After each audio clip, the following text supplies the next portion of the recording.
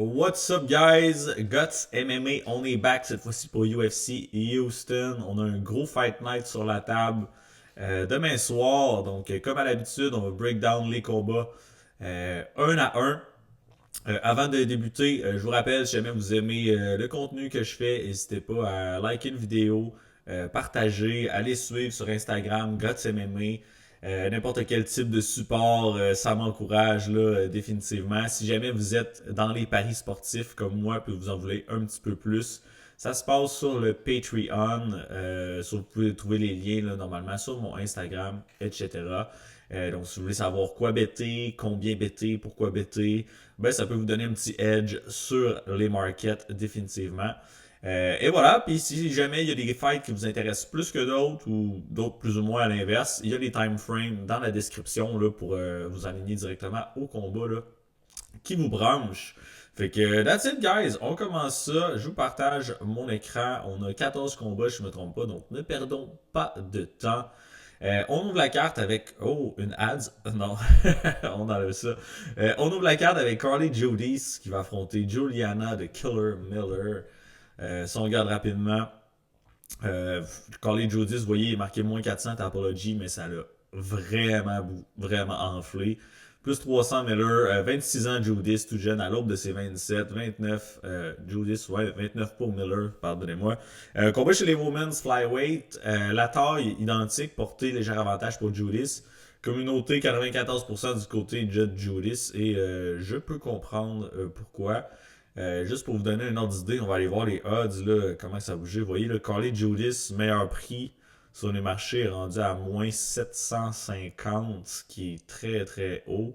Euh, Personnellement, dans le Patreon, on a un party avec Carly Judis. On l'a pris plus tôt cette semaine quand elle était à moins 500. Et voilà, elle a bougé de. Ah, elle est rendue à moins 800 sur BetOnline. Elle a bougé de 300 points. C'est assez massif. Honnêtement, je pense qu'elle va détruire le Juliana Miller. Ça sera même pas drôle. Euh, Juliana Miller, je veux dire, faut lui donner. Elle est tough. Elle va avancer. Elle est là pour se battre, mais je veux dire, son striking est awful. Elle a une garde, là, une espèce de garde ouverte bizarre. C'est une genre de bully. Si elle réussit à mettre de la pression puis est assez tough pour survivre, mettre les mains sur vous autres, vous muscle down à terre puis vous contrôler, whatever, ben fine, elle a son pat to victory, mais en vrai, elle est pas excellente partout, nulle part, je dirais. Dans ce combat-là, Carly Judis a de loin le meilleur striking.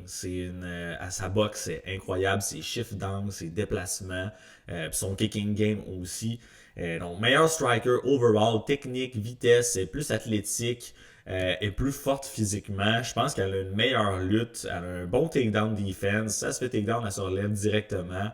Elle a une meilleure durabilité. Elle a plus de puissance. Je veux dire, à part le pur jiu-jitsu, j'aurais tendance à donner l'avantage à Miller. Mais je pense pas qu'elle a le skill set de lutte pour amener Carly Judis au sol puis la maintenir là. Définitivement pas.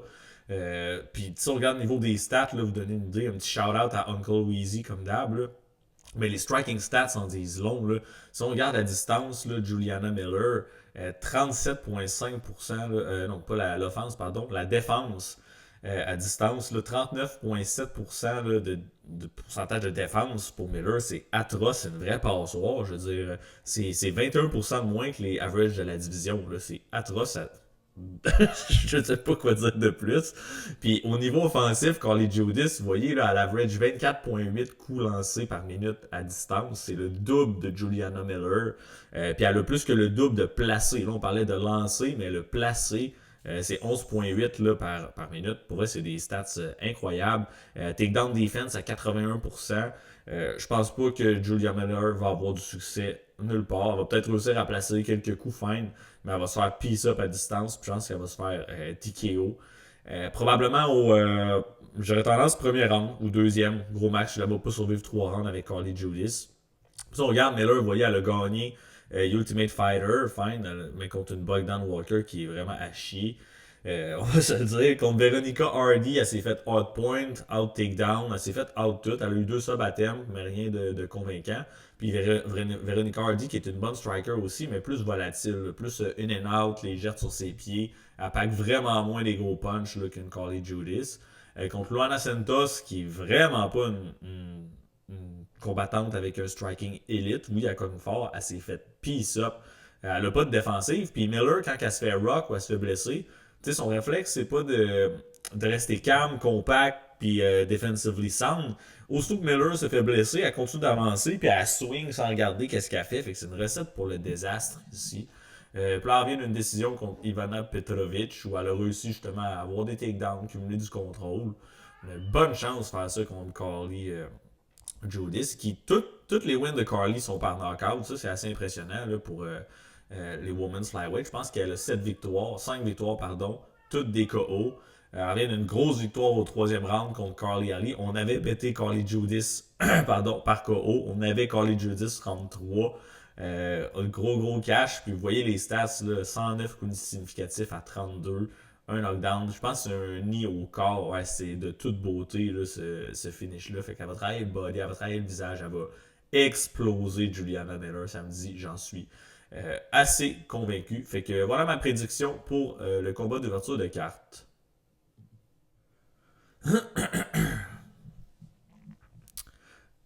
Next up, on a Yadier Del Valle qui va affronter Jordan Leavitt, The Monkey King.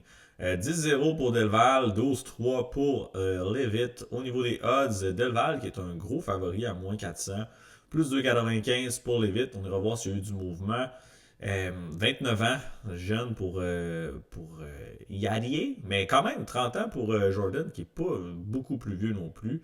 Voyez le poids ici, il est marqué 155 pour Leavitt, 146 pour Yadier. C'est le premier combat chez les featherweight là, pour Jordan Leavitt, fait que j'ai hâte de voir sur le scale comment ça va se passer.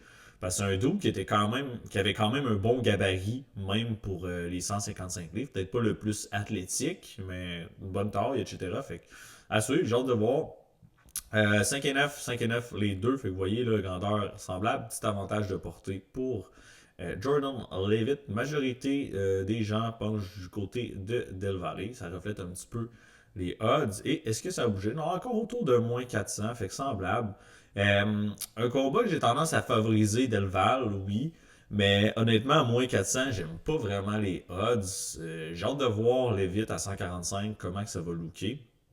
Mais il faut donner les avantages à Del Valle, là, tout de même. Je pense qu'il y a un meilleur striking. C'est peut-être pas le combattant, le striker le plus technique. Vous excuserez là, le chat qui fait des caprices et qui miaule en background. Mais oui, je pense que Del Valle, il y a une meilleure durabilité, il y a une meilleure boxe, probablement un meilleur cardio également, plus fort physiquement. Même la lutte, j'aurais tendance à lui donner l'avantage également. Par contre, Leavitt, faut lui donner, c'est un tricky guy là, en jiu-jitsu. Pas Leavitt, pardon, Del Valle qui est aussi une black belt, là, je me trompe pas, là, en jiu-jitsu. Euh, Désolé, j'ai une petite distraction là. Puis si on regarde qu'est-ce qu'ils ont fait récemment, oui, je favorise Del Valle, mais il est peut-être un petit peu il n'est pas encore assez prouvé à mon goût là, pour que je le back de façon vraiment confiante. Là, du moins là, à ces odds-là, je trouve ça un petit peu élevé. Combat contre Monteiro à Dana White Contender Series, un banger, si vous voulez l'écouter. Là. Très très bon fight. Montero qui était un vétéran, je ne me trompe pas, chez les rangs professionnels, pas au UFC. Puis Delval qui l'a outright 125 à 59. Il y a eu des takedowns, des subs à temp. Je sais pas de quoi est faite la tête de Montero, là, mais il y a, je vous dirais, 80% des gars de la division qui n'auraient pas réussi à passer au travers de ce combat-là. Delval qui avait une guillotine locked up à la fin du premier round, si je me trompe pas. Tellement en tête, puis le round terminé. Si c'était pas de la cloche, il y avait la soumission, c'est sûr et certain. Contre Connor Matthews, vous le voyez, là, ça n'a pas été trop long. Un takedown, réussi à aller chercher le dos. Et le choke. Et le dernier combat, c'est la grosse controverse, là, un combat qui a été flagué pour être truqué pratiquement contre Isaac Dulgarian. Donc pas du côté de Delval, mais du côté de Isaac qui aurait throw up le fight. Donc en tout cas, à suivre, là, c'est encore sous investigation. Fait que, tu sais, ce combat-là, on peut pas vraiment prendre ça en considération pour qu'est-ce que Delval peut nous offrir réellement. Puis du côté de Levitt, un peu du on and off, là, vous voyez, au UFC level. Comme je vous dis, là, son ground game est vraiment, vraiment bon. Il est arrivé à Contender Series, la grosse sub, un slam pour son début, on n'en voit pas une tonne, là, des slams. Claudio Puelles, un autre Jiu-Jitsu nerd, quand même un petit peu weird, là, c'est pas super divertissant. Matt Sells, un triangle inversé, Ogden Split Decision, celui-là, j'aurais peut-être même plus donné à Ogden. C'est un combat un peu weird, là, je vous dirais aussi. Paddy Pimblett, Jordan Levitt, oui, s'est fait sub au deuxième. Mais premier round, là, il a donné de la merde là, à Paddy Pimblett. Il a take down, il a outmatch physiquement. Donc j'ai hâte de voir là, de quoi ça va avoir l'air ici. Par contre, Levitt, il a gaz out au deuxième round dans ce combat-là. Je pense pas qu'il y a un super cardio pour un heavy wrestling pace match, du moins de 15 minutes. Puis ça, c'est un red flag ici à mon avis, parce que Delval, d'après moi, il a le pace, puis il a l'endurance, le cardio pour toffer les 3 rounds à haut pace. Un knockout contre Martinez, ça c'était une surprise. On pensait pas que ce gars-là pouvait avoir des KO. Il s'est fait out Jiu-Jitsu contre Chase Hooper. Donc vous voyez souvent, ça arrive là, contre des as du Jiu-Jitsu supérieurs à lui qui va se faire pogner. Puis le dernier combat, j'étais sur Kurt Olaba. Je pensais qu'il allait avoir une chance. Finalement, un seul takedown de Levitt, qu'il y a eu assez avec Ice, pas un, pardon, 3, mais une sub à thème plutôt. Vraiment tight, si je ne me trompe pas, ouais, Anaconda, dans un scramble en dehors Kurt Olabo, qui est un autre black belt, fait que très très impressionnant. Puis dans ce combat-là, si Levitt il reste à distance, je pense qu'il va se faire détruire. Le pocket boxing de Delval est vraiment meilleur, mais s'il initie le grappling, tu vois, puis c'est ce qu'il devrait faire, ce qu'il va probablement faire. Il y a une chance là, de out Jiu-Jitsu Delval. On l'a jamais vu challenger de cette façon-là, à mon avis. J'ai dit une chance. Je dis pas que ça va arriver, là, assurément. Mais s'il trouve pas la sub dans les premiers 1 round et demi, à mon avis, Levitt, il va fade puis il va se faire peace up. Et il pourrait se faire coq aussi. Levitt, on l'a vu, là, ces deux-là sur UFC, c'est des rear naked choke. Delval qui a un très bon back take. Oui, il y a 2 wins par rear naked choke. Fait que ça se pourrait que dans un scramble, Delval, qui est plus fort physiquement, réussisse à aller chercher une position avantageuse, puis sub également Levitt. Fait que mon pick, c'est Delval. Je pense que c'est un bon prospect. Je pense qu'il y a plus d'avantages puis de path to victory dans ce combat-là. Mais c'est un fighter, je ferai attention là, si vous faites 1000 parlay, là, on sait jamais. Le Levitt, il pourrait causer une surprise, clairement, demain. Mais let's go. Il y a dit Delval là, for the win. J'aurais tendance à dire par finish. Je vois un Levitt fatigué qui se fait soit out scramble puis sub par Yadri Delval ou peut-être même clip debout là, un petit peu plus tard là, dans le combat. Next, on a Jean-Paul Le Boznoyani. J'ai sûrement massacré son nom, on va l'appeler GP. Versus Phil Rowe, qui remplace relativement short notice. Ça peut-être une semaine, 2 semaines d'avis-ish dans ces eaux-là. 9-2 pour GP qui fait son UFC début après une grosse victoire à Contender Series. 11-6 pour le vet Phil Rowe qui est un bon underdog tout de même. 27 ans versus 35 ans, gros gap d'âge. Un combat chez les welterweight. Puis grosse différence de gabarit ici. Vous voyez 5 et 11 versus 6 et 3 pour Phil Rowe.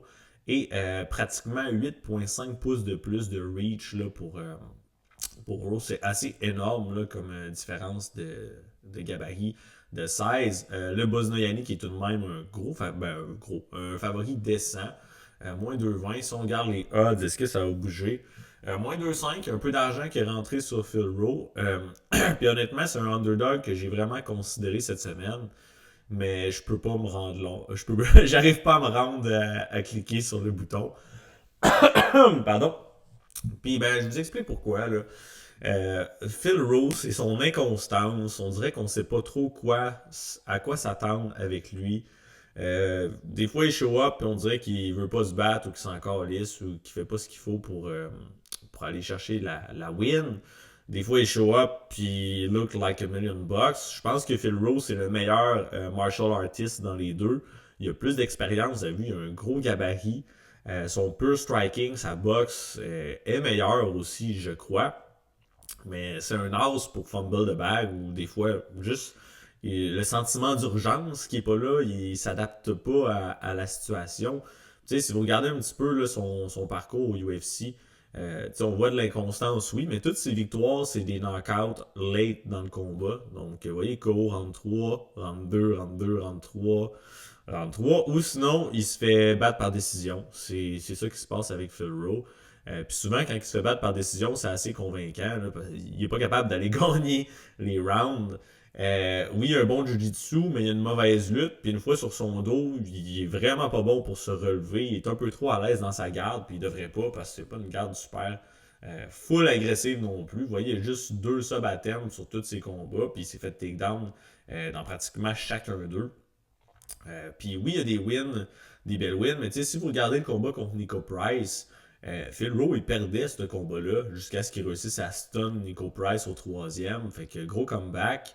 Mais si c'était pas de ça, il perdait la décision. Même chose contre Ange Louza. Il perdait cette fight-là de façon assez convaincante. Au 3e, Louza, il fade un peu. Phil Rowe qui turn down puis qui le piece up. C'est un finish brutal. Ça, si vous l'avez pas vu, là, le premier round il est un peu plate. C'est justement Ange Louza qui se couche sur Phil Rowe. Deuxième, il est bon. Puis troisième, là, ça brasse. Fait bon fight. Puis, tu sais, si vous regardez justement son dernier fight contre Sokyong Ko, vous voyez 4 takedowns pour Ko qui a, oui, une lutte décente, mais il appelle le Japanese Tyson, quelque chose comme ça. Korean Tyson, pardon. C'est plus un striker un petit peu de ce qu'on voit sur tape. Finalement, ben, il prend le easy path to victory. 4 takedowns contre Phil Rowe. 13 minutes de contrôle. Puis Phil Rowe qui n'a jamais montré d'urgence à se relever, à faire quoi que ce soit. Fait que, oui, il y a le gabarit, il y a la boxe, il y a la puissance, il est dangereux, mais je peux pas backer, faire confiance à un gars comme ça.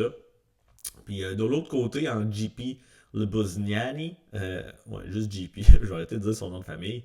Grosse win à Contender Series, mais ça reste son UFC début contre un vet. Fait que c'est difficile d'avoir une haute confiance également en lui. C'est un beau finish Contender Series, knockout en 1 minute cuck. Mais on s'entend, le gars qui affrontait, là, genre JP, c'était un favori à genre moins 5, 6, 700, je pense. Là, c'était pas un house. Il a fait ce qu'il devait faire avec lui. Puis c'est plus le tape sur la scène régionale de JP que j'ai regardé, que je me suis fié, parce que ça nous en disait pas long là, sur lui. Bon striker, honnêtement. Il est rapide, il est explosif, il a une bonne mobilité, il a un bon cardio. Je pense pas qu'il fade contre Phil Rowe, puis que Phil Rowe réussisse justement à exploiter une faiblesse de cardio du côté là, de JP. Je pense que c'est un combattant qui a beaucoup de potentiel, qui fait beaucoup d'améliorations. Il démontre quand même un bon fight IQ par moment. Je vous explique. Si on regarde un petit peu là, grosse win ici, JP qui serait à la base un grappler, donc bon jiu-jitsu, bonne lutte. Mais il y a certains combats, c'est lui ici là, contre Victor Quicks, que là, ça m'inquiétait un petit peu plus. Là. Fait que oui, il y a des nasty head kicks. Pour vrai, son head kick est vraiment sneaky. Il y a du power debout, bonne mobilité, comme je disais. Mais il y a des combats qui devraient utiliser son grappling, qui l'a pas fait. Contre Victor Quicks, qui est aussi un striker plus grand. Clairement pas les skills de Phil Rowe. Il a juste outpoint à distance pendant les 3 rounds. Il fait juste bouncer. Il est sur le back foot pratiquement tout le long du combat. Mais il bouge in, out, gauche, droite. Il va toucher la cible, il se déplace. Quicks, il n'a jamais réussi à vraiment closer le gap. Mais c'est le genre de fight qu'il aurait pu juste amener le grand kickboxer au sol, puis ce serait donné bien, bien moins de troubles, bien moins de danger. S'il décide de jouer la game de hardpoint Phil Rowe à distance, puis qu'il veut pas lutter pour X raisons, comme ce combat-là, il joue vraiment avec le feu, puis Phil Rowe, là, sa boxe avec sa portée, là, c'est no joke, là, c'est pas un Victor Quicks. Fait que si GP arrive, puis Heavy Wrestling Game Plan, là, Game On, je pense qu'il va cruiser à la décision. Mais sinon, si justement il décide de trade un petit peu trop puis tester sa luck là, sur les pieds, là, ça pourrait se corser. Il y a 2 losses by knockout contre Spike Carlisle, s'est fait spark au premier. Puis contre Jacoby Jones, c'est un arrêt de l'arbitre à cause d'une coupure. Là. C'est un fight très, très, très sanglant. Je vous le cacherai pas. Mais tu sais, JP, il est pas bulletproof. Là. Il peut se faire toucher, il peut se faire mal, il peut se faire couper. Fait que je pense que Rowe, il est live ici. Mais je pense pas que Raw il va arriver là avec la bonne attitude. Puis il aura sûrement pas le bon mindset encore une fois. Fait que si JP se bat intelligemment, je pense vraiment que ce combat-là est à sa portée. Puis l'autre chose, c'est le short notice. C'est sûr que JP se préparait à affronter Austin Vanderford, qui est un wrestler. Fait que vraiment un match-up différent. Est-ce que justement JP n'a pas trop fait de lutte dans son camp parce de lutte offensive plutôt plus défensivement vu qu'il allait affronter Vanderford, pardon.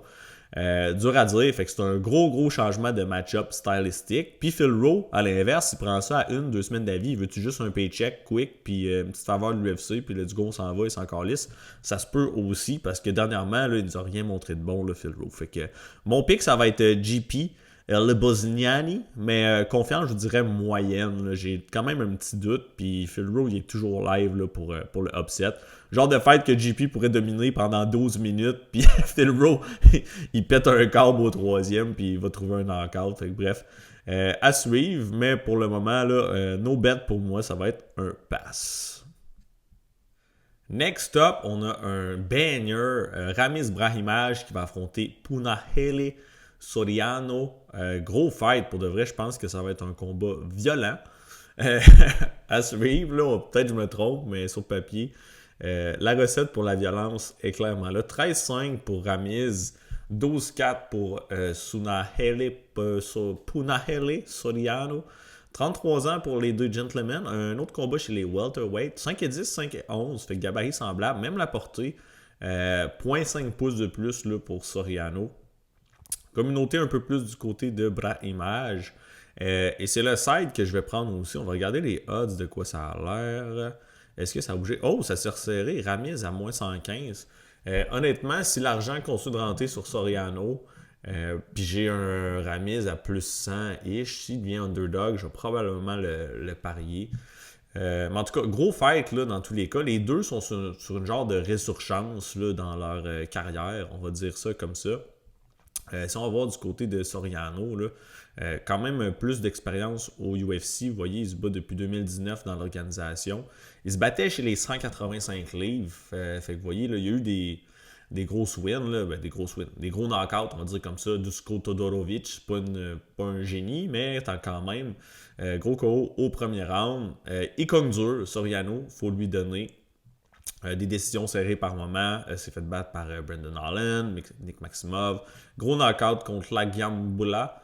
S'est battu contre Kopilov, qui est un bon fighter. Dustin Stolfus aussi, que vous vous souviendrez, là, qui s'était battu contre Barrio. S'est fait finir à quelques reprises de différentes façons.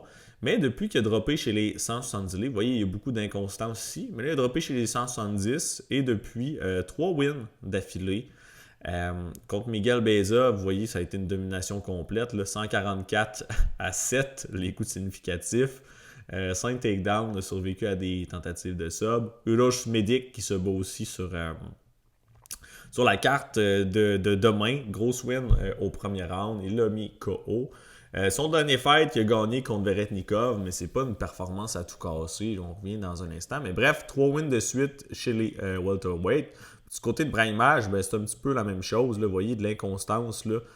Ici, 2020, ok, je pensais que ça faisait moins longtemps que ça qu'il était au UFC. Il a alterné win-loss, win-loss. Il a changé de camp. Il est rendu, je pense, à Chicago avec l'équipe de Belal, si je ne me trompe pas. Fait que bref, 3 wins d'affilée, 3 finishes, des grosses performances. Puis souvent, en tant que underdog, contre Mickey Gall, c'était un slack underdog, je ne me trompe pas. J'étais là live, justement, là, au Madison Square Garden. Il a knocké brutalement Mickey Gall. Personne s'y en... Ben, moi, je ne m'en attendais pas du tout, en tout cas. Ramiz Brahimaj, il a pratiquement toutes ses victoires là, par sub, ou presque. Il y a 13 wins, il y a 12 soumissions. Ça vous donne une idée. C'était son premier knockout là, à sa fiche. Après ça, soumet Billy Ray Goff. C'est un gros underdog dans ce combat-là. Je pense à un plus 300, 350-ish. La guillotine au premier round. Son jiu-jitsu à Ramiz, c'est no joke. Il y a un squeeze qui a l'air insane. Et dernier fight contre Vanderford, qui devait se battre sur la carte, oui, il s'est fait takedown. Mais au deuxième, là, il réussit à toucher un bon coup là, qui dérange là, Vanderford, qui est un petit peu plus sloppy, puis qui tombe dans sa guillotine. Mais il essaye souvent, là, aussitôt que l'opportunité de la guillotine, il va la jumper là, très, très fréquemment. Fait que Ramirez, gros jiu-jitsu guy, mais je pense que son striking est sous-estimé. Il a une bonne vitesse, il feinte, il est crisp, il a un sneaky power. En fait, oui, il y a un sneaky power, mais le gros avantage que je donnerais à Soriano dans ce combat-là, c'est la puissance debout. Soriano, là, son power, c'est no joke également. Mais j'ai l'impression que ça ne va pas se passer debout pour une très très longue période. Pourquoi j'explique mon feeling? C'est Soriano, là, c'est un All-American wrestler, je ne me trompe pas, là, Hawaii States. Il luttait pas à 185 livres ou presque. Vous voyez, là, il y a eu 3 takedowns dans son Contender Series. Après ça, 1 dans son premier combat, son UFC début. Mais après ça, aucun takedown là, à 185 livres. Puis, dernièrement, 5 takedowns contre Beza à 170 livres. Il n'y a pas eu de besoin contre Medic, il l'a knocké en 31 secondes, mais 4 takedowns contre Veretnikov. Donc, il sert un petit peu plus de sa lutte. Puis l'autre chose, c'est que Ramirez, il s'est fait expose à 2 reprises contre Court McGee et Timba Gorimbo, où il s'est fait takedown à répétition, contrôlé contre la cage. C'était pas des bons looks. Il a eu tendance à fatiguer un petit peu dans ces combats-là, Ramirez. Fait que c'est un genre de blueprint pour le battre, mais c'est un blueprint là, qui est risqué. Parce que même si tu takedown Ramirez, tu le contrôles contre la cage, ça lui donne souvent des opportunités pour aller chercher des sub-attempts, justement, que ce soit une guillotine ou dans d'autres occasions, il peut scramble pour d'autres positions avantageuses.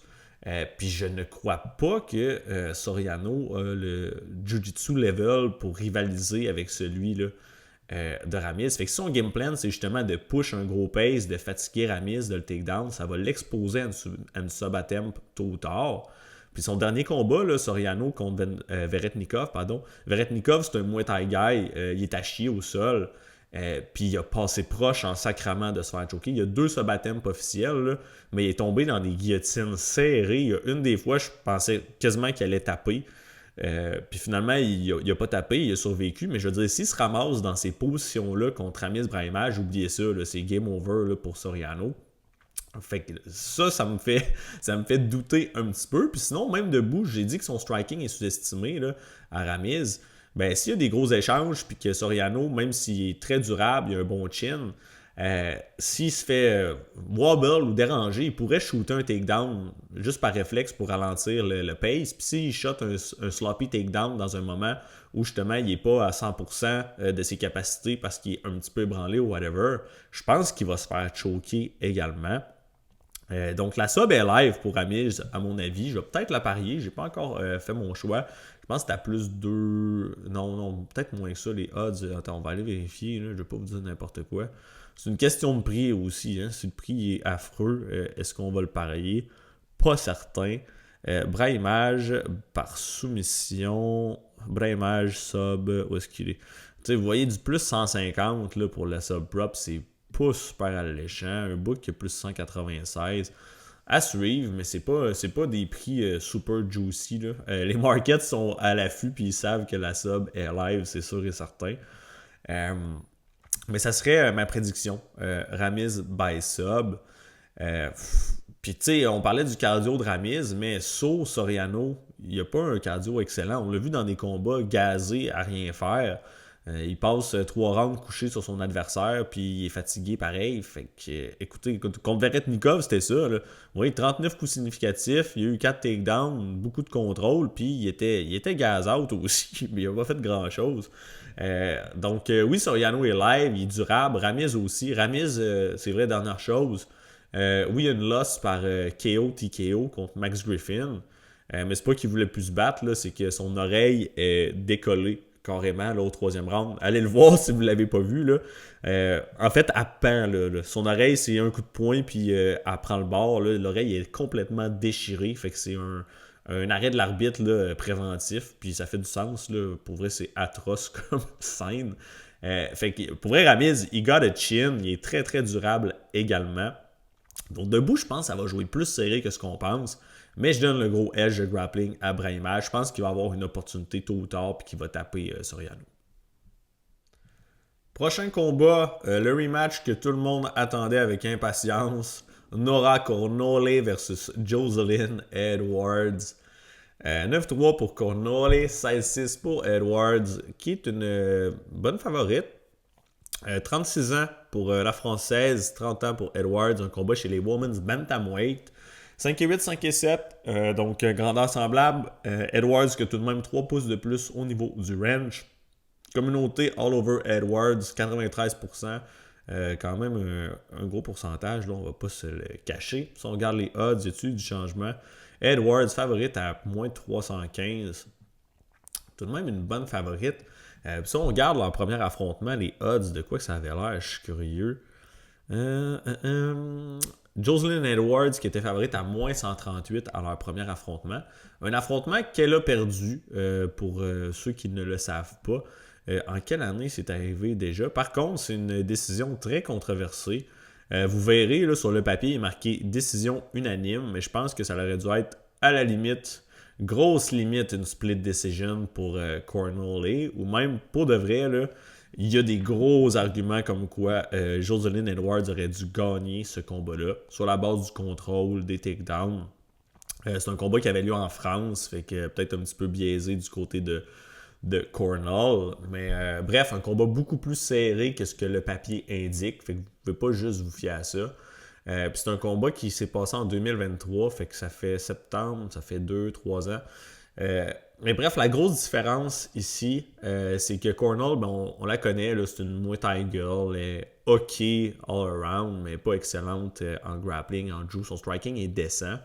Mais je pense que Cornell, elle a plafonné. On avait déjà un produit final lors de leur premier affrontement en 2023. C'était son UFC début. Puis j'ai pas vu beaucoup d'improvement de son côté depuis.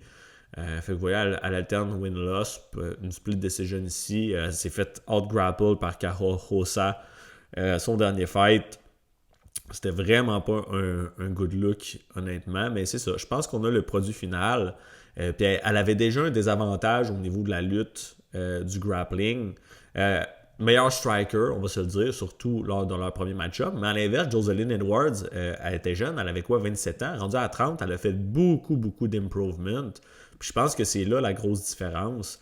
C'est une Edwards 2.0 à mon avis si on compare son skill set de leur premier affrontement. Vous voyez, lors du premier fight, Jocelyn a eu quand même 5 takedowns, une sub-attempt très close aussi au 3e round, si je ne me trompe pas. Mais le problème de Jocelyn, c'est qu'elle se faisait reverse souvent au sol. Cornell qui avait des bons sweeps pour prendre les positions dominantes. Mais comme je dis, Edwards, elle a vraiment upgradé sa game depuis. Elle a clairement encore la meilleure lutte, le meilleur grappling, mais je pense qu'elle a même le striking pour rivaliser maintenant avec Cornell. Si c'est pas un meilleur striking. Je pense qu'elle a des meilleures capacités pratiquement all around là, depuis leur premier affrontement. Puis elle a démontré des belles capacités de finish qu'on ne voit pas tant souvent chez les Women's MMA. Vous voyez, même si ce n'est pas le plus haut niveau, elle a tape Tamirez Vidal ici. 81 significant strikes, 4 takedowns, 2 sub-attempts. C'est très bon sur papier. Elle a knockout Chelsea Chandler. Ok, Chandler, ça vole pas haut. Là, on se souviendra de la célèbre scène où elle traverse la cage à la grande course là, contre. C'était contre qui? J'ai son nom sur le bout de la. Norma Dumont, ça c'est un classique. Puis, dernier fight, Cachoeira, elle a knockout cold. Vraiment impressionnant. Jocelyn qui show du power dans ses mains maintenant. Oui, Cachoeira, c'est pas le top de la division, on s'entend. Mais de notoriété très, très, très durable. C'était la première fois qu'elle se faisait knockout. Puis même Cachoeira, il y a 2 semaines, elle se battait, 2-3 semaines, puis elle nous a montré qu'elle était encore capable de prendre un punch. Fait que Edwards, son power, c'est no joke. Je pense qu'elle va pouvoir avoir des takedowns quand elle veut dans ce combat-là. Je pense qu'elle va avoir un meilleur contrôle que dans le premier affrontement. Elle va bank les rounds. Puis qui sait, peut-être trouver un finish. J'ai pas de bête sur ce combat-là, mais si j'en ai un à faire, ça serait probablement une petite poke, là, Jocelyn Edwards ITD. Ça me surprendrait même pas. Elle a goûté au finish, elle aime ça, des performance bonus. Elle a passé proche de l'avoir dans leur premier affrontement, puis elle a un petit chip là, sur son épaule qu'elle avait effacé avec le rematch. Fait que bref, c'est mon take. Je pense que Jocelyn Edwards va emporter ça là, haut la main. Mais faites quand même attention, là, le moneyline à moins 315, là, mettre ça dans 27 parlay, c'est pas non plus l'idée la plus judicieuse, so be careful. Next, on a Alden Correa qui va affronter Luis Gurule. Si on regarde un petit peu, 11-3 du côté de Correa, 10-2 pour Gohule, qui est un underdog tout de même décent, plus 210, plutôt élevé, pas décent. 27 ans pour Correa, 32 pour Golure, 5-8 versus 5-5, 67 pouces de reach versus 64. Fait quand même une bonne différence là, pour les flyweight. Si on descend un petit peu plus, communauté Oliver Correa, et c'est mon pick également. Je vais vous avouer que je suis pas très high sur Luis Gurule. Même je doute qu'il soit UFC level. D'après moi, il va probablement perdre ce combat-là. Et get cut, c'est ce que je pense. Du côté de Correa, un bon prospect, plus jeune, plus gros potentiel, higher ceiling. Je pense qu'il est supérieur pratiquement partout.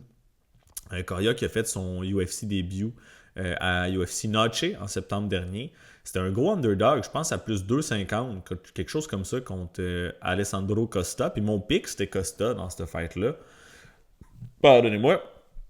Et Correa qui a show up, puis qui a très très bien paru. Beau striking, du volume, decent pop dans ses frappes, il bouge bien, une bonne vitesse, capable de mixer les takedowns. Il s'est fait faire des subs à terme, belle défensive aussi. C'est un combat qu'il a gagné par KO, TKO. Par contre, un peu weird, là, je pense que Costa il s'est cassé un orteil fin du deuxième round, je sais pas trop. Puis finalement, il est retourné au troisième, mais tu voyais qu'il était plus là, puis il s'est fait TKO. Fait que stoppage weird, mais ça en revient à la performance de Correa qui a show up. Pas short notice, mais vraiment là, en tant que gros underdog, puis personne ne s'attendait à ce type de performance-là contre Costa. Puis à 27 ans, il fait du progrès sans cesse. Je pense qu'il y a un bon ceiling là, au niveau de la division. Puis à l'inverse, il y a Luis Goulet qui n'a rien d'impressionnant à mon avis. Là. Regardez un petit peu, vous voyez, il y a eu une win à Contender Series, c'est ça qui l'a fait sign up. Split decision contre Nick Piccinini. Où est-ce qu'il s'est fait takedown à 10 reprises sur combien d'attempts? Il me semble que c'est cave, ça. Là. Ouais, 10 sur 20. Fait que c'est fait takedown maintes reprises. A réussi à se relever, tu sais, bon get-up game. C'est un combattant qui est short, qui est physique, qui a une petite armoire à glace. Bon get-up game, difficile à contrôler au sol. Mais c'était pas une performance à tout casser. Puis Nick Piccinini, qui est retourné sur la scène régionale, puis qui rush contre des gars très low level. Fait que tu sais, c'est pas nécessairement une belle victoire. Contre Ode Osborne qui se bat sur la carte, on reviendra, il s'est fait smoke. Ode Osborne tricky, mais bref, il s'est fait KO ici. Puis son dernier fight contre Jesus Aguilar, la majorité des gens pensaient que Goulet allait gagner, incluant moi. Pourquoi Jesus Aguilar, il a une bonne guillotine, il y a un tricky Jew, mais je pensais que Goulet avait l'avantage justement de lutte ici, de striking. Mais finalement, là, low output, il s'est fait outbox par Aguilar, qui est un... Pour de vrai, c'est pas normal. Là. Si vous regardez ici Jesus Aguilar, là, dans toute sa carrière au UFC, le plus de coups significatifs qu'il avait fait, c'était quoi? C'était 35. Puis là, il s'est fait outstrike 85 à 65. Bref, bad look, cette performance-là. Très, très bad look. Low volume. Il n'y a pas le meilleur cardio. Pour les 125 livres, c'est pas bon. Là. Puis je pense que c'est peut-être ça qui fait qu'il est gun shy et qu'il n'ose pas trop autant qu'il voudrait. Power descend, box descente, mais je pense qu'il va être outmatch pratiquement dans tous les aspects. Puis il pourrait mixer un takedown par-ci par-là, mais Correa nous a démontré une bonne takedown defense déjà, puis une bonne capacité de se relever, de scramble. Fait que pour ma part, c'est Alden Correa pour la win. De quelle façon? J'aurais tendance à dire décision. Mais ça reste qu'il est jeune, il est sujet à faire des erreurs également. Mais Luis Goulet, je pense qu'on a un produit pratiquement final.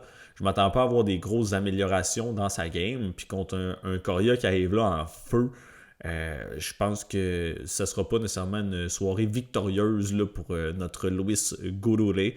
So, give me Alden Correa par décision pour ce combat-là. Prochain combat, c'en est un très intéressant à mon avis. On a Ode Osborne contre Alibi Idris. Osborne 13-9, Idris 10-1, qui est un favori tout de même gros sur Tapology. Je pense que ça l'a bougé depuis. 34 ans pour Osborne, 31 pour Idris. Un combat chez les flyweight. Hâte de voir la pesée là, tantôt également. Là, Osborne qui est très gros pour la division. 5-7 versus 5-6. 73 pouces de reach versus 68. Très grosse différence aussi là, pour la weight class. 62% pour Idris, 38% Osborne. Tout de même un petit peu plus serré que les derniers combats qu'on a regardés ensemble. Si on regarde les cotes live, Osborne qui est encore le underdog, mais le prix qui a chuté à plus 110. J'aurais aimé ça, le pogné à plus 170. Oh my god. J'ai pas de bête pour là, mais je vous avoue là, que ça me titille O.D. Osborne. Je pense que c'est un underdog qui est plus que live là, samedi. Je suis pas super high là, sur Alibi Idris. Et let's go, on va regarder, là, j'explique là, pourquoi. Idris, qui est un combattant, je vous dirais, je le qualifierais plus de striker. Si on regarde un peu qu'est-ce qu'il a fait sur la scène régionale, puis même à The Ultimate Fighter, il est capable de mixer des takedowns par-ci par-là, du contrôle, mais c'est plus un gars de striking, à mon avis. Il aime un striker dynamique, il aime les trucs flashy. Des choses que j'aime moins justement, là, il peut spinner 10 fois dans un combat, des spin kicks, des spin fists, à un moment donné c'est un petit peu too much. Très mobile, j'aime pas sa défensive. Quand il se fait submerger ou shooter, on l'a vu à Contender Series, pas Contender Series, pardon, à The Ultimate Fighter dans ses 2 fights, on l'a vu contre Joseph Morales. Tu sais, quand il se fait attaquer, il va juste faire un high guard comme ça, shell up, les coudes bien élevés, puis il y a le body qui est vraiment exposé. Puis justement, Morales qui a capitalisé là-dessus. Puis même dans ses combats à Ultimate Fighter, tu vois les coachs adverses qui disent travaille là au corps. Son corps est toujours ultra exposé. Je pense que c'est un bon hammer, mais c'est un bad nails dans un certain sens. Comme je dis, oui, il peut mixer les takedowns, il s'entraîne avec des bons grappers, mais je pense pas que c'est son dada, son ultime dada. Puis tu sais, s'il arrive là, puis il fait un striking match contre O.D. Osborne, c'est une recette pour le désastre. Je pourrais le voir essayer des takedowns, peut-être même en avoir, mais je pense pas nécessairement qu'il y a le contrôle puis l'efficacité là, de lutte offensive là, pour ce faire. On l'a vu, oui, il y a eu 2 wins à Ultimate Fighter, il s'est rendu en finale, puis son combat contre Joseph Morales, oui, c'est Joseph Morales qui est un des top prospects de la division, à mon avis, mais il n'y avait aucune réponse dans ce combat-là. On dirait qu'il était totalement outmatch dans tous les aspects, puis qu'il n'était pas capable de faire aucun ajustement. Il s'est fait pincer au corps, justement, au deuxième round, puis Morales, super opportuniste. Pardonnez-moi, qui trouve là la sub avec Eyes, 2 takedowns aussi. Fait que, écoutez, c'était pas un super look pour Idris, qui était un énorme favori. Je pense qu'il était à moins 500 dans ce combat-là. Il était favorisé pour gagner tout Ultimate Fighter. Finalement, je pense que c'était peut-être un pétard un petit peu mouillé, vu comme ça. Puis O.D. Osborne, il est live pour la win. Je veux dire, il est pas sur une bonne streak. Bonne séquence, on va le dire comme ça plutôt. Mais très dangereux pour la division. Son gabarit, no joke. Un tricky gaucher. Son range, on l'a dit, 5 pouces de plus de portée. Il y a vraiment un réel power dans ses mains. Inconstant, certes, mais c'est un vet. Je veux dire, lui, c'est son premier combat. Idris, il revient de sa première défaite en carrière. Puis tu le mets contre un O.D. Osborne qui est vraiment, vraiment dangereux. Oui, il alterne les win-loss en début de carrière, mais il s'est battu contre des bons dudes. Du Charles Johnson, Azu Almabaev, Jafel Filo, je veux dire, son expérience à ce niveau-là, c'est le jour et la nuit comparé là, à Idris. Puis on sait comment battre Osborne, il faut que tu le take down. Tout le monde l'amène au sol. Pourquoi? Debout, il est tellement dangereux que personne ne va avoir affaire avec à ce niveau-là. C'est sûr que Idris, il va arriver puis il va essayer de le take down. Du moins, si c'est pas ça, là, il est dans le beau drap. Puis, est-ce qu'il va l'avoir? C'est ça la question. Même son dernier fight contre Steve Erceg, Osborne, c'était un énorme underdog. Je pense à plus 500. J'avais un pari dessus par knockout. Il blesse Erceg au premier round. Il était à ça de le finir. Puis finalement, Erceg qui réussit à survivre, puis qui réussit à implémenter son grappling game plan, pardon. Mais là, on parle de fucking Steve Erceg, qui s'est battu pour la belt. Je veux dire, Steve Erceg, là, il smoke Alibi Idris probablement 9 fois sur 10, c'est pas 10 sur 10. Donc, on peut pas... c'est pas la même game, c'est pas le même niveau. Puis on l'a dit, la défensive d'Idris qui est buff, là, je pourrais avoir O.D. Osborne le clipper solidement. Puis regardez, même contre Ronaldo Rodriguez, ça fait chier. C'est Osborne qui a manqué son coup. Là. Mais knockdown, encore une fois, early, il lui fait mal, il passe proche de le finir. Même Rodriguez qui réussit à revenir, cumuler du control time. Il s'est fait sub par Filio Asu Almabaev, des bons grapplers. Asu qui est un partner de Idris, si je ne me trompe pas, mais c'est pas le même type de combattant, là, à mon avis. Il pourrait lui donner des tips, mais est-ce qu'il va devenir un grappler flamboyant du jour au lendemain? Je sais pas. Fait qu'à Underdog Money, je pense que Osborne est vraiment live. Il a plus d'expérience, c'est un meilleur striker, plus de power. C'est juste le grappling qui va être chaud un petit peu. C'est le genre de combat que je pourrais voir Osborne justement blesser Idris early. Puis finalement, il se fait takedown puis il se fait contrôler jusqu'à la fin. Je serais pas surpris non plus que ça arrive. Mais à Underdog Money, j'ai pas le choix là, de pick Osborne ici. Là, plus d'expérience, etc. J'ai déjà tout dit mes arguments. Mais bref, Idris, je pense que c'est un tough bounce back spot pour lui là, après sa première défaite là, en carrière. So, give me O.D. Osborne pour la victoire. Ok, on a un autre banger ici en Chidi Njokuani et Carlos Leal. D'après moi, ça ne durera pas super longtemps ce combat-là. On a Chidi 25-11 chez les rangs pro et 22-7 pour Leal, deux vétérans de la game. Chidi, le underdog, si on regarde 37 ans versus 31 ans, tout de même un gros gap d'âge. Un combat chez les welterweight, 6-3 versus 5-11, 80 pouces de reach versus 74, donc gros avantage là, de grandeur et de portée pour Chidi. Communauté qui est assez séparée, mais qui avantage Carlos Leal à 64%. Personnellement, je suis du côté de Chidi. Si on regarde les odds, Chidi, vous voyez qu'il est maintenant à plus 110. On l'a parié dans le Patreon plus tôt cette semaine là, à plus 155. À ce prix-là, c'est un bon bet là, à mon avis. Je pense que c'est un combat qui est pratiquement 50-50. Ou même, j'aurais quand même tendance à avantager légèrement Chidi. Puis je vous explique là, pourquoi. Chidi, un autre combattant très dangereux, mais qui a montré beaucoup d'inconstance au UFC. Level, si on regarde ici, là, vous voyez Chidi Njokuani. Il y a eu une belle streak de win ici en arrivant au UFC Level. 3 gros knockouts.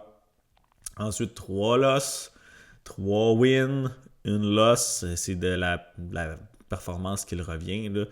Il s'est fait taper au premier round contre Jake Matthews. Et on avait parié Jake Matthews. Props, props à nous autres pour ça.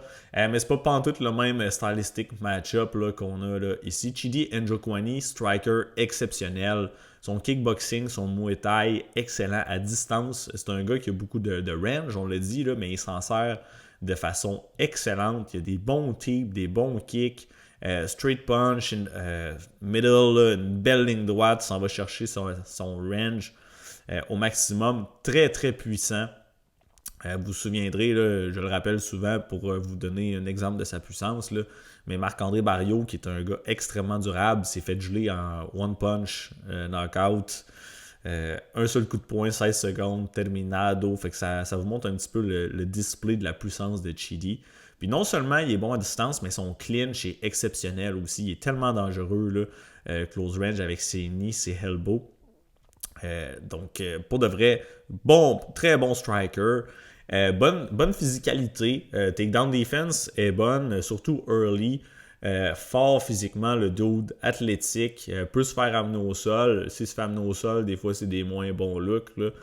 Capable de se relever lentement mais sûrement. Un bon ceinture noire en jiu-jitsu, mais c'est pas un house là, des subs, clairement. Bref, son dada, c'est le striking, on va le dire comme ça. Puis de l'autre côté, en Carlos Leal, c'est aussi un striker principalement. Par contre, pas du tout le même type. C'est plus un brawler. Il va avancer, il met beaucoup de pression. Il don't care about sa défensive. C'est ça qui va être, je pense, son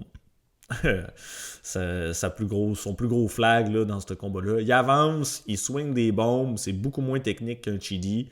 Il a un power décent. Si je ne me trompe pas, là, Leal qui a peut-être une dizaine de KO là, à sa fiche, plus ou moins, là, mais je pense un petit peu plus. Puis ils sont pratiquement tous au premier round, du moins 90%. Fait que gros power early.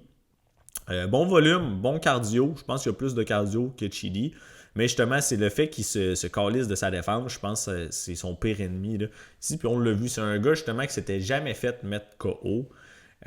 Puis son dernier fight, il respectait pas Muslim Salikov, Grampa Salikov qui a 42 ans. Il avance comme d'hab, careless, il swing des bombes, puis il s'est fait K avec un gros punch, one punch knockout. Première défaite de cette façon-là en carrière. Not a bad look. Comment qu'il va revenir de ça? contre un gars qui a probablement plus de facteurs danger debout. Mais en fait, qui a beaucoup plus de facteurs danger debout qu'un Muslim Salikov. Fait que si Carlos Leal s'est pas adapté, puis son game plan, c'est juste de foncer en ligne droite, de bully Chidi, je pense qu'il va se faire knock the fuck out. Clairement. Par contre, si c'est pas le cas, Chidi, on le sait, là, c'est un très bon hammer, mais il nous a démontré être un mauvais nail de temps à autre. On va oublier sa sub-loss contre Jake Matthews, là, parce qu'aucune chance que Leal sub. Aucune chance, très très peu de chance que Leal sub un Chidi Njokuani, à mon avis.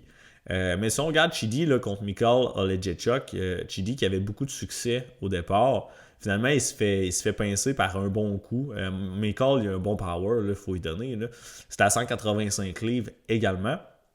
Mais il se fait rock, puis quand il se fait rock, il aime pas ça, Chidi. Là, il kind pas give up, mais non, c'est pas le meilleur nail. Ça, il faut le dire. Là, on va pas se mettre la tête dans le sable. Même chose contre Gregory Rodriguez. Chidi qui a beaucoup de succès early. Mon deuxième round, il se fait pincer par un gros coup, puis c'est le début de la fin là, pour lui. Mais c'est fucking Gregory Rodriguez puis Mikhail Olejniczuk. Des monstres à 185 livres.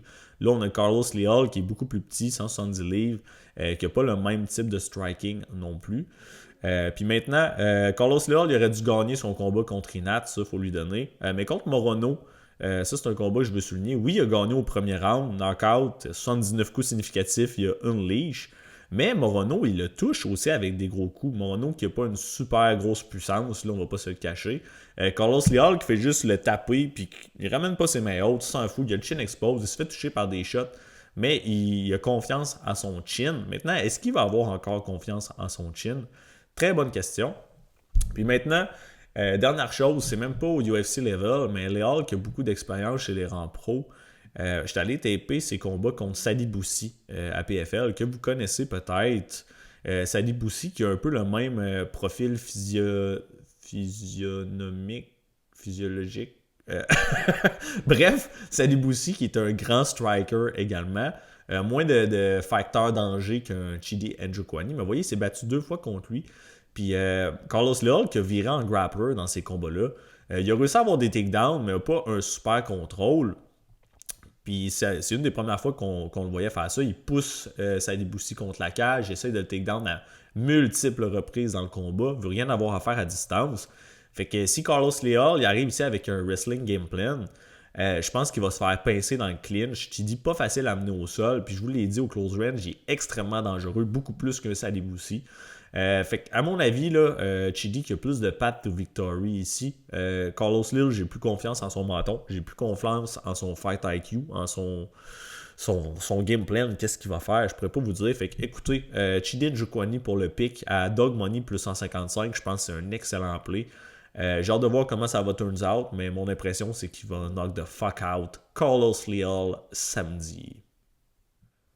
Prochain combat, on entre sur la main card. On a Zach Reese contre Michel Pereira. Zach Reese 10-2 et un no contest. 31-14 pour Pereira, qui est un léger favori. 31 ans, 32 ans. Honnêtement, je pense pas que Pereira a 32 ans. On le sait, là, des fighters brésiliens, il y en a qui leur âge est sur papier plus jeune qu'elle est réellement. Pour de vrai, je donnerais genre 38, 37, 38 peut-être, même que je suis probablement généreux. Combat chez les middleweight, 6-4 pour Reese, 6-1 pour Pereira. Portée 77 pouces pour Reese, 73 pour Pereira. Et je suis surpris que la communauté favorise Zach Reese, honnêtement. Et si on regarde les odds, ça l'a-tu bougé? Zach Reese est à plus 135.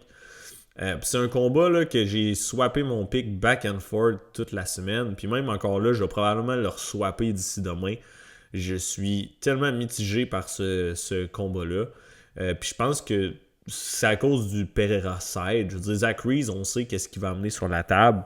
C'est un combattant agressif, Zach Reese, qui a, oui, il a de la puissance, mais c'est pas nécessairement le plus rapide, le plus technique debout. Mais comme dur, il faut lui donner. Puis il bring the fight. Il n'est pas là pour regarder son adversaire. Il va essayer de le terminer. Pardonnez-moi, un petit row. Il va essayer de terminer son adversaire, no matter what, que ce soit Michel Pereira ou fucking Jason McVeigh. Mais c'est un combattant qui a beaucoup de flaws aussi dans sa game et que je suspecte être Chini. Je pense que Zach Reese, il a pas un bon menton. Puis si on regarde un peu sa run, il y a une sub Contender Series. Très bonne garde, très bon jiu-jitsu, opportuniste avec les subs. Contre Cody Brundage, il se fait takedown. Il essaye de locker justement une sub à thème. Il se fait slam, knockout slam, assez impressionnant. Le KO est impressionnant. Une défaite par KO contre Cody Brundage, c'est vraiment pas impressionnant. Contre Julian Marquez, il le smoke, là, ça prend 20 secondes. Vous voyez, il est capable du meilleur comme du pire. Contre José Daniel Medina, qui est probablement le pire combattant qu'il y a eu au UFC chez les middleweight. C'est un punching bag. Allait à la décision avec lui. Je dois avouer que Daniel Medina, il a une durabilité un peu hors du commun. Mais je me serais attendu à un finish ici. Les body kicks là, qu'il mange. Zach Reese, honnêtement, il a des gros kicks. Des nasty kicks au corps. Son kick gauche là, au liver. Là. Très bobo. Contre Azamat Bekoev, vraiment pas un bon look. Il se fait takedown dans sa garde, puis il se fait knockout cold de la full guard, ce qu'on voit pratiquement jamais. Puis pas un TKO, là. Il est knockout cold. Fait que quand je vous dis que je suspecte qu'il soit Chini, c'est un peu là, un des fights qui est un red flag pour ma part. Après ça, décision contre Dusko Todorovic. Qui va à décision avec Dusko Todorovic? Oui, il a gagné, mais c'est pas un look, encore une fois, qui est convaincant du tout. Après ça, il y a Notshot Cédric Dumas pour le No Contest. Écoutez, il s'est pas passé grand-chose là. Il y aurait probablement smoke Cédric Dumas dans tous les cas. Dernier combat contre Jason McVeigh. Zach Reese, qui était un gros favori quand même, à moins 200-300, je suis plus certain. Puis il s'est fait donner toute la misère du monde early dans ce combat-là. Jason McVeigh qui le clinch et qui le tape, les elbows, il donne de la merde. Mais Zach Reese réussit à avoir un takedown fin du premier round, puis il se rend compte que McVeigh n'a rien à offrir au sol. Deuxième round commence, il le takedown tout de suite, puis il tape aisément. Fait qu'au moins, il y a eu un bel ajustement, mais il s'est fait donner de la merde là, par un low-level guy en Jason McVeigh. Fait que, vous voyez, c'est un combattant on and off. Il est capable de donner des grosses performances, des gros finishes de temps en temps. Mais autant qu'il peut aller à la décision avec des dudes comme Uros Medic. Fait que c'est dur de se fier vraiment pour Zach Reese. Mais il bring the fight. Il y a le facteur danger toujours avec lui. Puis de l'autre côté, Pereira, c'est quelle version de Pereira qui va show up? Pour de vrai, là, si c'est un Pereira qui arrive à 100% de sa forme, qui est confiant, qui veut se battre, je pense qu'il explose Zach Reese. Honnêtement, je pense que c'est même pas proche. Mais dernièrement, il faut se fier à qu'est-ce que les combattants nous ont démontré dernièrement. Puis Pereira, il m'a démontré rien de bon, absolument rien de bon dans ses derniers combats. Il y a eu une belle run. Chez les 170 livres, là, il était très bon. Là. Écoutez, Michel Pereira, oui, il est énorme, il a de la misère à faire le poids, mais c'était là qu'il lookait à son meilleur. Puis, monter chez les 185, vous voyez, il y a eu des belles wins, il y a eu des belles petites streaks avec des subs, etc. Puis il s'est fait smoke par Anthony Hernandez. Il s'est fait démolir. Il y a eu du succès dans les 2 premières minutes du combat où il a pincé Hernandez au corps, mais après ça, il s'est fait détruire. Puis c'est son combat contre Abus Magomedov. Après, c'est le plus gros red flag. Il revient contre Abus. Je sais même pas comment ils ont pu scorer 73 coups significatifs. Là. Mais Pereira fait absolument rien. Il est gun shy. Honnêtement, là, allez le voir, ça va être la meilleure façon là, de faire comprendre. Là. Mais c'est plus le Michel Pereira qu'on avait dans le temps, le wild guy qui fait des backflips, qui toujours des punches d'angle super weird. On dirait qu'ils ont enlevé son facteur justement wild, puis il a perdu son identité pratiquement. Fine, oui, tu veux que ton combattant il s'adapte, qu'il soit un peu plus technique par moment. Mais c'est comme s'il avait essayé de changer la nature du Michel Pereira qu'on connaît, puis turns out que ça lui fait pas du tout. Comme je dis, je sais pas comment ils ont pu scorer 74 coups significatifs, mais bref, il a rien fait. Vous voyez, 7 coups significatifs au premier, 25, j'ai de la misère à y croire au deuxième. Faudrait qu'il refasse un compte. Fait que, bref, super bad look ici. Si Michel Pereira il arrive hésitant, comme dans ce combat-là, il n'ose pas pull the trigger. Tu sais, Zach Reese, il va avancer puis il va y lancer des gros shots. Je parlais d'un Zach Reese Chini, mais j'ai l'impression que Michel Pereira, il est peut-être Chini également. Puis il veut pas, il y a du millage. Là. Michel Pereira, regardez sa fiche. Là. 31-14, majorité de sa carrière à 170 livres. Son corps, il y a du millage en sacrement, fait que ça se peut qu'il commence à ralentir pour de vrai. Ça dit qu'il a 32 ans, mais je pense qu'il est plus vieux que ça. Puis contre Kyle Dacus, son dernier fight, on va aller voir là, Michel Pereira à quel point il était favori. C'était un très gros favori, je ne me trompe pas ici. Voyons voir. Michel Pereira, il était favori à moins 237 là, contre Kyle Dacus, qui avait pris le combat short notice. Kyle Dacus s'était fait cut du UFC. Il y a eu une opportunité late replacement pour affronter Michel Pereira. Puis finalement, il a knock de fuck out en 43 secondes. Gros check hook debout. C'était beau, faut lui donner. C'était un bon check hook. Pereira down. Il termine avec du ground and pound. Bad look de Michel. Bad look. Fait que je sais pas honnêtement à quoi m'attendre de lui demain. On voit du footage de Michel Pereira sur Internet qui fait juste brawler avec Sean Strickland puis Johnny Walker. C'est comme... C'est vraiment... Là, il se prépare-tu à un brawl avec Zachary? Si c'est ça, c'est un fight vraiment 50-50. Si les deux se mettent à trader puis échanger des power shots comme des animaux, un des deux va se faire chin check, lequel c'est difficile à dire. Fait que pour de vrai... En ce moment, je pense que je vais pick Michel Pereira. Je vais espérer qu'il show up en forme et tout. Mais ça se pourrait swap d'ici demain. Je vais regarder la pesée, comment ça se passe. Mais honnêtement, j'ai aucune confiance. Puis j'ai vraiment un mauvais feeling là, pour de Demolidor demain. Zachary est live là, pour avoir une win, c'est sûr et certain. Alright, next, on a Jacoby Smith contre Josias Harrell. Smith devait affronter Sokyonko. Qui a pull out là, cette semaine. Harrell qui prend le combat short notice. Les deux ont des très bonnes fiches, là, 11-0. Pardon. 30 ans, 27 ans. Chez welterweight. 5-7, un petit dude, là. Harrell doit être très trapu. Puis je vais pas vous cacher, j'ai pas encore TP Josias Harrell. Fait que je vais pas vous dire n'importe quoi. Je sais que c'est un bon prospect, qui a du potentiel, grosse lutte, du power. Jacoby Smith, ils ont un profil semblable, honnêtement, les deux. Harrell qui devait faire son début au UFC contre Jack de la Maddalena en Australie, je pense, en 2022-2023. C'était un énorme underdog. Mais il y a eu des problèmes. C'est une tumeur. Bref, une histoire un peu abracadabrante. Il a dû sortir des gros problèmes de santé. Puis là, il est back, il reprend une opportunité short notice. Vite comme ça, je vais pick Jacoby Smith, qui est un bon prospect, juste à cause que c'est lui qui devait se battre sur la carte. Il n'y a pas le facteur short notice. Mais il faut que j'aille écouter un peu plus de tape sur ce combat-là, me donner une meilleure idée du profil de Josias Harrell. Mais n'oubliez pas, des fois, les combats short notice, c'est autant challengeant pour le combattant qui se préparait à un style spécifique que pour l'autre qui jump in late, qui n'a rien à perdre. Fait que bref, Jacoby Smith pour le pick, mais vous regarderez demain là, sur Insta, je vais sortir mes picks officiels là, si vous voulez savoir si j'ai changé mon fusil d'épaule. Prochain combat, on a Sergey Spivak contre Ante Delija. Si on regarde ici, 17-6 pour Spivak, 26-7 pour Delija, qui est un bon favori, mais je pense que les odds sont peut-être un petit peu plus serrés maintenant. 31 ans Spivak, 35 Delija, 251 livres pour Spivak, 237 pour 251 pour Spivak, 237 pour Delija. Fait quand même une bonne différence de poids chez les heavyweights. 6 pieds 3 pour les deux, portée identique.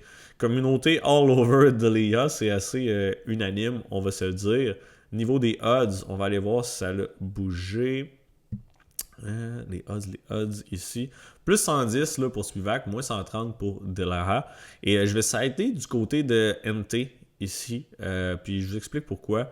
Je pense que Spivak, au fil de sa carrière, il a eu de la difficulté avec les gros strikers explosifs et plus rapides que lui, surtout early. Puis je pense que Delija amène justement tous ces facteurs-là sur la table en début de combat. Je pense que Ante a beaucoup de chances de knock-out Sergey Spivak au premier round.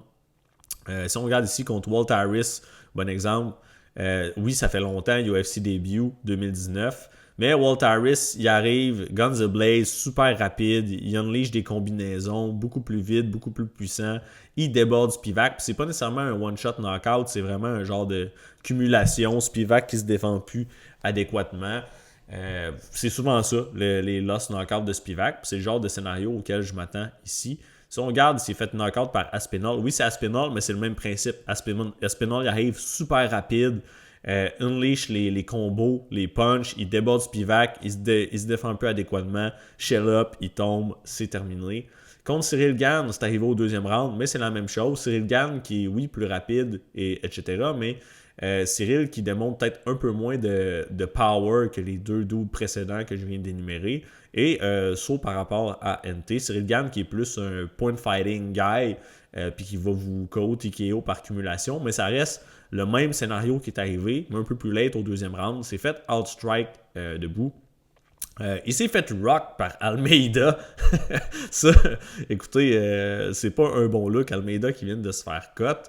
Après ça, dernier fight contre Acosta, qui est un autre gars, Acosta, oui, qui a des finishes dernièrement, mais qui n'était pas reconnu du tout pour son knockout power. Finalement, c'est fait outstrike all the way. Décision qui est un petit peu controversée, celle-là.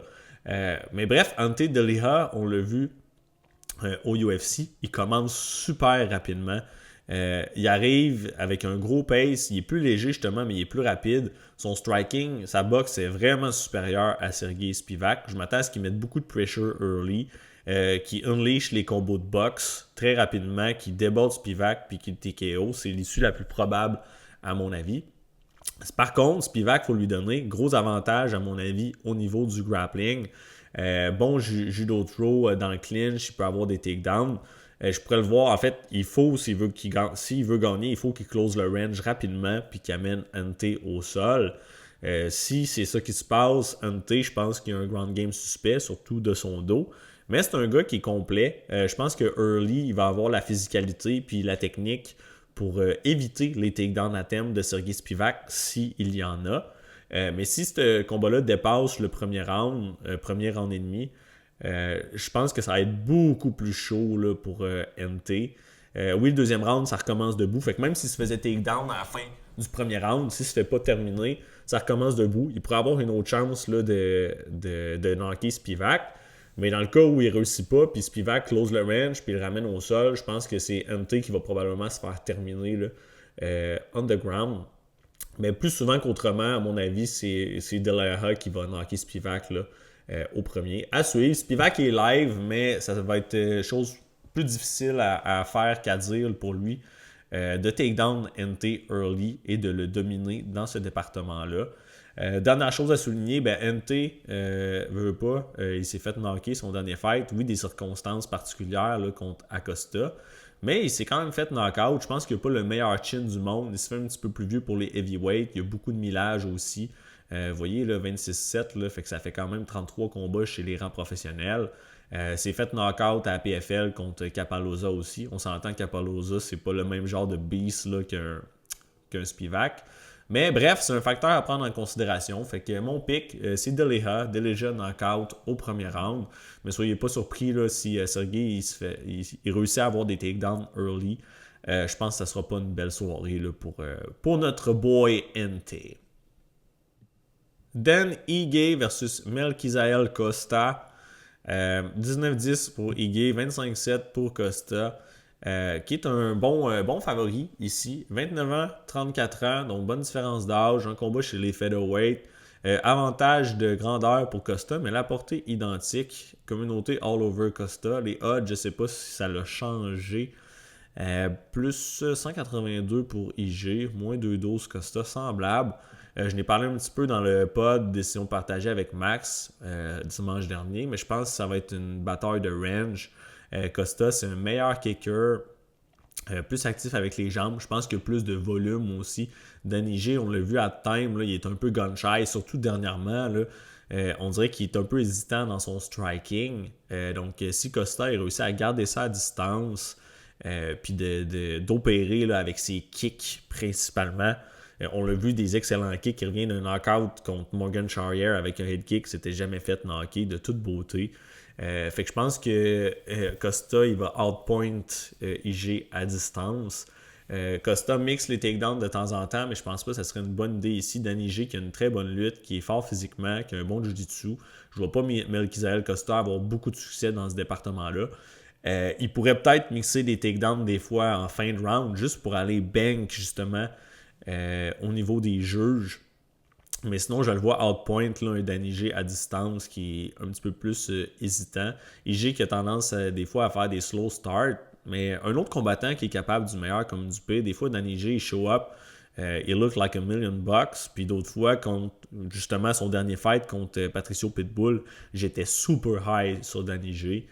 Finalement, c'est fait out-strike, out-wrestle par un old man Pitbull, donc vraiment un bad look.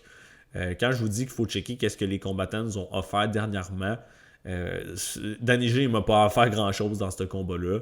Oui, il y a eu un TKO contre Sean Woodson au troisième. C'est un TKO un peu controversé.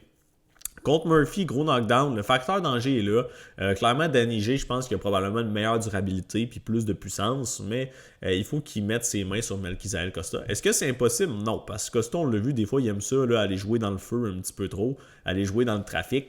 Fait que s'il décide de trade avec Danny J, il pourrait se faire clipper solidement. S'il y a un finish dans ce combat-là, je pense que c'est du côté de Danny J et non Melquizael. Ma prédiction, c'est Melquizael by decision. Mais Danny J, justement, s'il réussit à closer le range, puis justement, qui est là, qui, je sais pas, là, il est dans la zone de main, puis il décide d'aller jouer dans le feu, de mettre beaucoup de pressure, Melquizael sur le back foot, son pocket boxing, ben, sa boxe est supérieure dans tous les points, à mon avis. Pourrait même initier le clinch, un peu de grappling, pas nécessairement pour avoir du gros succès ou maintenir Costa au sol tout le long, mais Costa, il a un moins bon cardio également. On l'a vu souvent fade dans des rounds 3. Puis à l'inverse, Danny J, souvent les rounds 3, ce sont ses meilleurs rounds. Fait que un combat, je pense qu'il va être probablement plus serré que ce que les odds indiquent.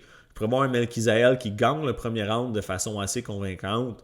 Deuxième round, Danny J qui commence là, à se réveiller un petit peu, rendre compétitif au deuxième, puis Danny J qui revient fort au troisième quand Melquizael commence à se fatiguer. Fait que bref, j'aime pas les odds. Mon pick, ça va être quand même Costa.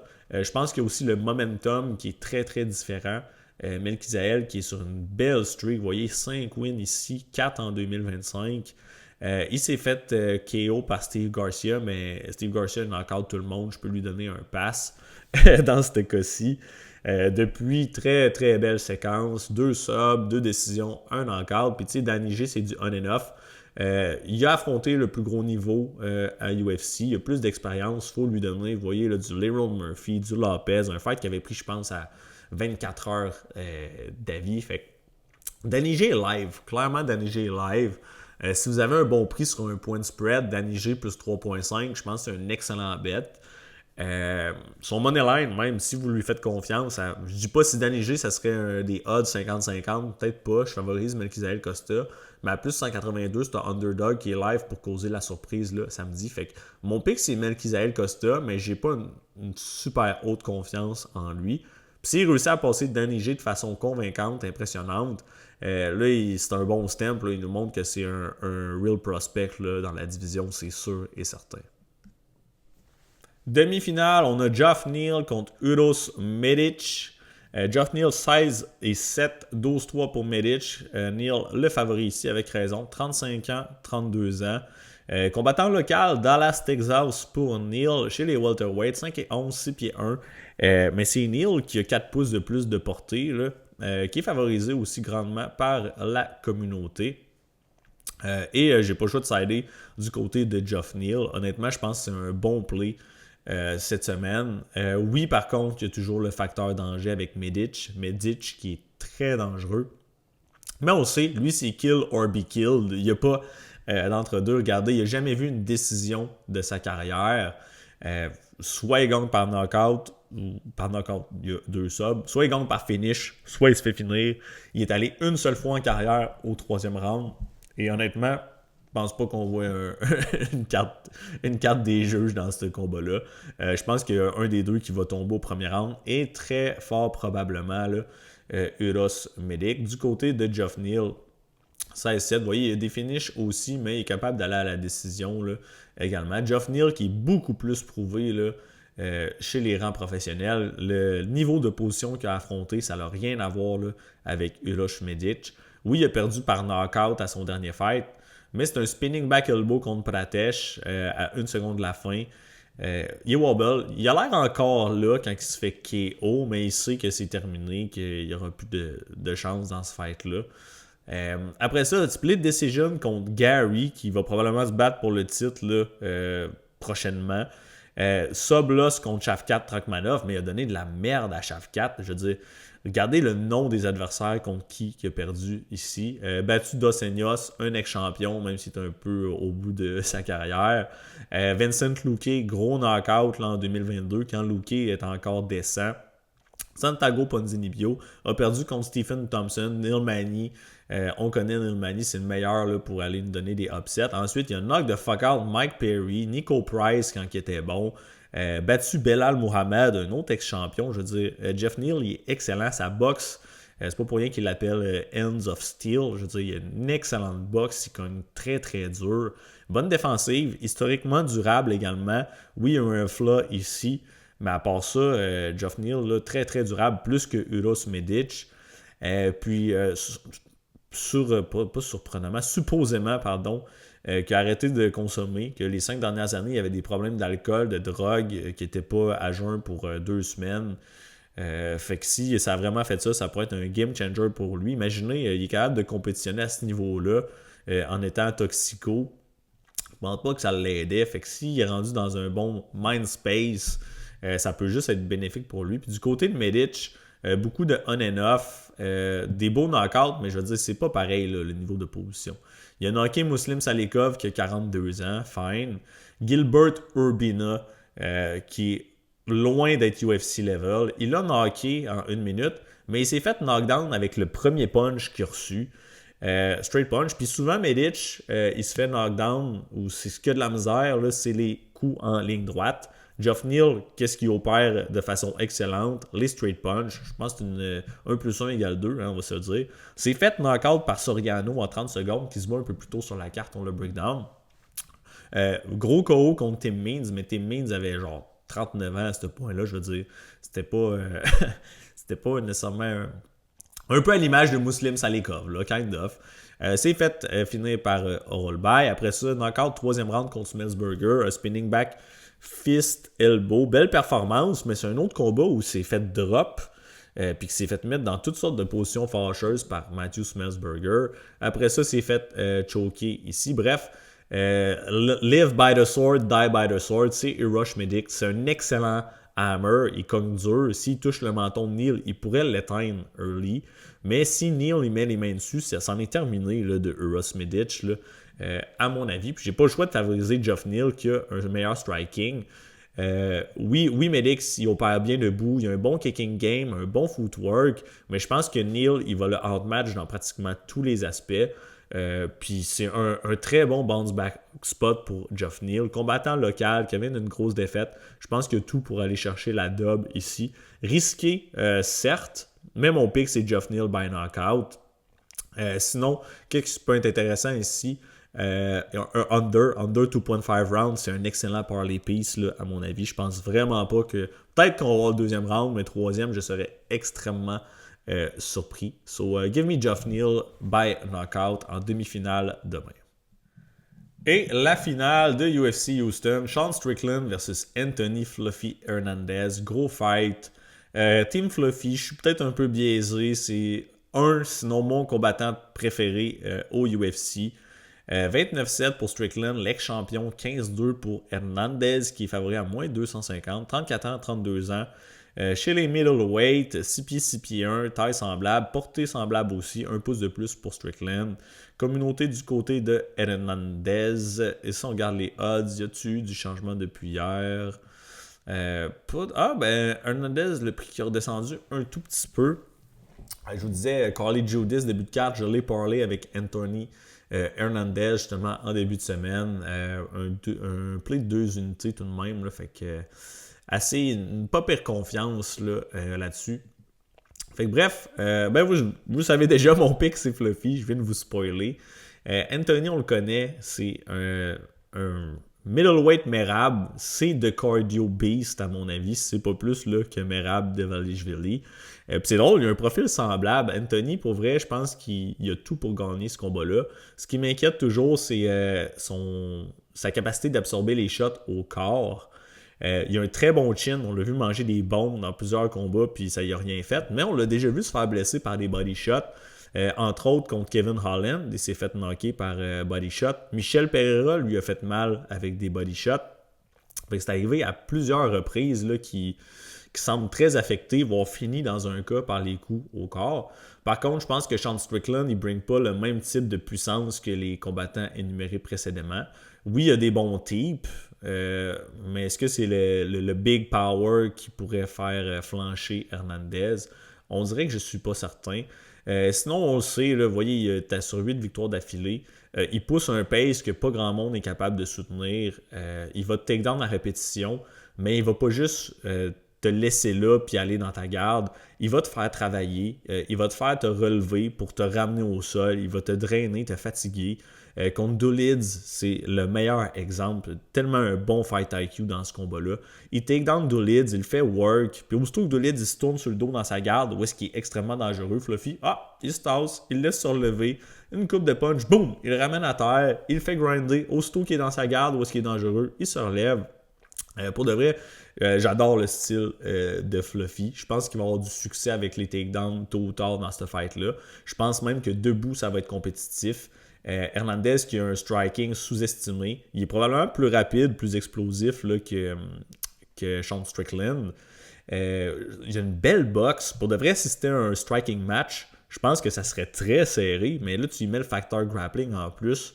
Je pense qu'il va passer au travers Strickland. Puis de l'autre côté, Strickland, on le sait, jab deep à distance. Il n'y a pas une super grosse puissance, pardon. Bon cardio historiquement, mais est-ce qu'il y a un bon cardio pour un 5 rounds avec une tonne de takedown? Bonne question, j'ai hâte de voir parce que Strickland, sur papier, il n'a pas affronté de gros lutteurs là, dernièrement, du moins ça fait plusieurs années. Duplessis s'est fait takedown une fois sur deux, mais c'est pas un lutteur, mais il s'est fait takedown avec relative ice. Paulo Costa, c'est pas un lutteur. Dricus Duplessis, il l'a takedown 6 fois sur genre 11 attempts dans leur premier match. Puis la majorité du temps, c'est Dricus qui le laisse se relever, puis essaye de saisir les opportunités quand Strickland se relève pour le taper. Fait qu'il ne cherche pas nécessairement à le contrôler. Mais il a eu du succès avec les takedowns. Fait que je vois pas pourquoi Fluffy en aurait pas, honnêtement. Adesanya, pas un striker. Abus, pas un lutteur, pardon. Abus, pas un lutteur. Nassourdine non plus. Jared non plus. Pereira non plus. Hermanson, il a essayé de le takedown 8 fois. Il n'a pas réussi. C'est ce qui se rapproche plus d'un lutteur des gens qu'il a affronté dans les dernières années. Mais reste que c'est pas... Jack Hermanson, il a un bon jiu, bon grappling, mais il n'est pas connu pour être un vrai lutteur. Uriah Hall, c'est pas un lutteur. Jotko non plus. Harlan non plus. Bon grappler, mais pas un lutteur. Marshman non plus. Talem non plus. Zaleski non plus. Meggy non plus. Kamaru Usman, oui. Il en a affronté un ici dans les plusieurs années. Puis il s'est fait contrôler la majorité du fight là, au niveau du grappling. C'était à 170 livres, ça, ce combat-là.